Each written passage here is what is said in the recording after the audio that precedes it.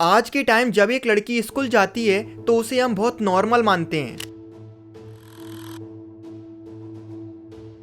लेकिन एक वक्त ऐसा था जब लड़की के स्कूल जाने को समाज में एक क्राइम माना जाता था। और इसी इंडिया में जब लड़की के पढ़ने को पाप माना जाता था, तब इसी इंडिया में पहली बार किसी औरत ने ये कहने की हिम्मत की, एजुकेशन गलत नहीं है, गलत है वो सोच जो इसे रोक रही है। जमकर विरोध किया, कीचड़ फेंकते थे, पत्थर फेंक फेंक के मारते थे, कपड़े गंदे हो जाते थे। अब ये कहानी है 19th सेंचुरी की। 19th सेंचुरी का भारत, जहाँ पर लड़कियों की ज़िंदगी का मतलब था घर, शादी और चुप रहना, क्योंकि इस समय में एजुकेशन का हक केवल और केवल मर्दों का था। यानी कि अगर लड़की किताब को छू भी ले तो उसे बिगड़ा हुआ माना जाता था। अब इस अंधे समाज में जन्म होता है एक ऐसी लड़की का जिसका नाम था सावित्रीबाई फुले। अब दोस्तों, जो सावित्रीबाई फुले थी, वो जिस समाज में उनका जन्म हुआ था उस समाज को उन्होंने अच्छी तरीके से समझा और देखा था।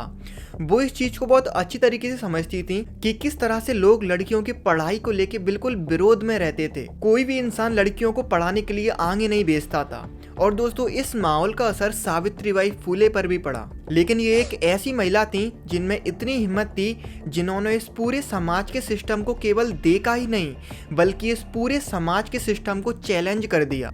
चैलेंज करने का मतलब ये है कि जिस समाज में लड़कियों को पढ़ाना पाप माना जाता था, उस समाज में सावित्रीबाई फुले ने एक स्कूल को चालू किया, जो स्कूल केवल और केवल लड़कियों के लिए था। तो दोस्तों, जब सावित्रीबाई फुले ने ये जो क्रांति शुरू की लड़कियों को पढ़ाने की, लोगों ने इसको शिक्षा की तरह नहीं बल्कि समाज के खतरे की तरह देखा और उन्होंने सावित्रीबाई फुले का जमकर विरोध किया। और दोस्तों, ये जो उनकी कहानी है स्ट्रगल की, ये हम सबको जरूर सुननी चाहिए, क्योंकि ये कहानी सुनने लायक है। अब दोस्तों, मैं आपको कुछ ऐसी बातें बताऊंगा जिनको सुनकर शायद आपको उन पर विश्वास भी ना हो, क्योंकि कुछ बातें सुनने में ऐसी लगती हैं क्या ये कभी सच में हुई होंगी, क्या ये चीजें पॉसिबल हैं। तो दोस्तों, ये बात उस टाइम की है जब सावित्रीबाई फुले उस ऐसे समाज से निकलकर लड़कियों को पढ़ाने जाती थीं जिस समाज में लड़कियों को पढ़ाना एक क्राइम माना जाता था। इसीलिए जब सावित्रीबाई फुले अपने घर से स्कूल तक पहुंचती थीं तो रास्ते में ना जाने लोग उनको इतनी गालियां देते थे, उनके ऊपर कीचड़ फेंकते थे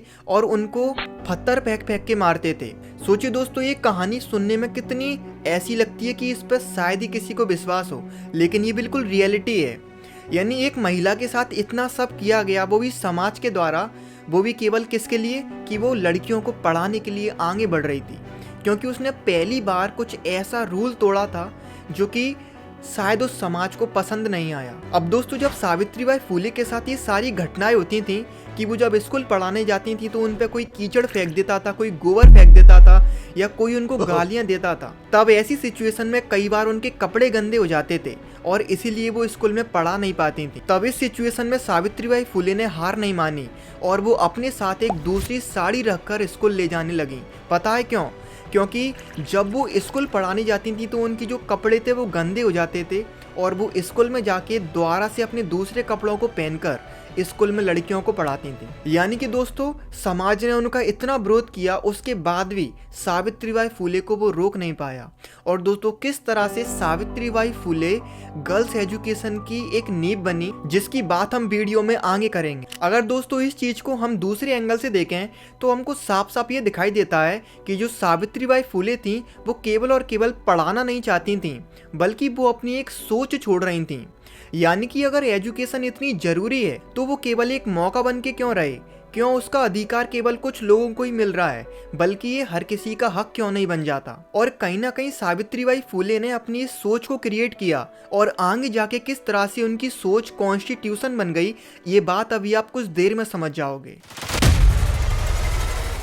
अब दोस्तों, ये जो 19th सेंचुरी का इरा था सावित्रीबाई फुले का, इसके कई सालों बाद जाकर जब भारत आज़ाद हुआ और आज़ाद भारत में जब हमारा कॉन्स्टिट्यूशन लिखा गया, तो उस टाइम पर यह बात तो क्लियर थी कि जो पावर है उसको लिमिट करना होगा। यानी कि गवर्नमेंट की पावर अलग होनी चाहिए, पुलिस की पावर अलग होनी चाहिए और जो लीडर और जो सिस्टम होता है उसकी पावर अलग होनी चाहिए। क्योंकि जो कॉन्स्टिट्यूशन लिखने वाले लोग थे वो इस चीज को तो अच्छी तरीके से समझ चुके थे कि यदि पावर को लिमिट नहीं करा गया तो जो अभी तक होता आया है वही होता रहेगा, यानी कि जो जुल्म, मिसयूज और ऑपरेशंस होते थे वो अभी भी होंगे और हर एक सिटीजन को डिग्निटी देनी होगी।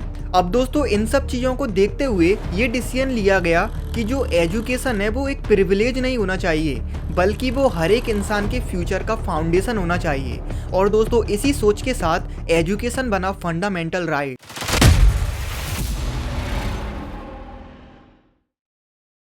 तो दोस्तों जो सोच सावित्रीबाई फुले ने कई सालों पहले लिखी थी कि यदि एजुकेशन इतनी जरूरी है तो वो हर किसी के लिए होनी चाहिए, और कॉन्स्टिट्यूशन ने इसी चीज को परमानेंट बना दिया। अब दोस्तों ये जो रिपब्लिक डे होता है ये केवल परेड का दिन नहीं होता, बल्कि ये दिन याद दिलाने का होता है उन लोगों को जिन लोगों ने अकेले लड़ाई लड़ी और इस समाज की जो नेगेटिव सोच थी उसको बदलकर पॉजिटिव सोच करने की कोशिश की, और वो भी तब जब इस देश में कोई कॉन्स्टिट्यूशन जैसी चीज थी ही नहीं। और दोस्तों इसका एग्जाम्पल आपके सामने है सावित्रीबाई फुले, जिन्होंने जब समाज से लड़ाई लड़ी तो वो अकेले लड़ रही थी, लेकिन जब कॉन्स्टिट्यूशन आया तो कॉन्स्टिट्यूशन ने उनकी जो लड़ाई थी लड़कियों की पढ़ाई के अधिकार की, उसे हर लड़की का अधिकार बना दिया। यानी कि दोस्तों संविधान एक ऐसी चीज है जो हर एक उस इंसान की बैकबोन बन जाता है जो कि इस समाज से अकेले लड़ रहा होता है। अब दोस्तों आज प्रेजेंट टाइम में जो सवाल उठना चाहिए वो ये है कि आज लड़कियों के पास एजुकेशन है और उस एजुकेशन का लेवल भी इंक्रीज हुआ है, लेकिन एजुकेशन का असली टेस्ट ये नहीं होता कि कितनी लड़कियां स्कूल जा रही हैं, बल्कि एजुकेशन का असली टेस्ट होता है क्या वो एजुकेशन उनकी सोच, उनका कॉन्फिडेंस और उनकी जो चॉइस है क्या उसको बदल पा रही है। क्योंकि जो सावित्रीबाई फुले थी उन्होंने एजुकेशन केवल इसके लिए स्टार्ट नहीं की थी कि एजुकेशन सिस्टम का हिस्सा बन जाए, बल्कि उन्होंने एजुकेशन को स्टार्ट किया था कि वो सोच का हिस्सा बन जाए। अब दोस्तों इन लास्ट सावित्रीबाई फुले ने गर्ल्स एजुकेशन की शुरुआत की और कॉन्स्टिट्यूशन ने उस शुरुआत को ताकत दी। लेकिन दोस्तों फिर भी किसी भी सोसाइटी का फ्यूचर कोई भी कानून नहीं बना सकता, क्योंकि फ्यूचर बनता है जब लोग उन आइडियाज को रियल जिंदगी में जीना शुरू करते हैं। इसीलिए दोस्तों ये जो रिपब्लिक डे है ये केवल याद करने का दिन नहीं बल्कि समझने का दिन है। और दोस्तों यदि आप चाहो तो आप इस वीडियो को भी देख सकते हो जिसमें मैंने इंडिया के एक और महान लेजेंड की बात की है, बिरसा मुंडा, जिन्होंने किस तरह से छोटी सी उम्र में पूरे ब्रिटिश साम्राज्य को हिलाकर रख दिया। उनकी जो स्टोरी है वो आपको जरूर सुनना चाहिए। तो दोस्तों आज के लिए केवल इतना ही। उम्मीद है ये वीडियो से आपको कुछ जानने जरूर मिला होगा और ये वीडियो आपको अच्छी भी लगी होगी। तो दोस्तों ये वीडियो आपको अच्छी लगी तो इस वीडियो को लाइक कीजिए, इस चैनल को सब्सक्राइब कीजिए, और हम मिलते हैं किसी नेक्स्ट वीडियो में किसी नेक्स्ट टॉपिक के साथ। तब तक के लिए जय हिंद।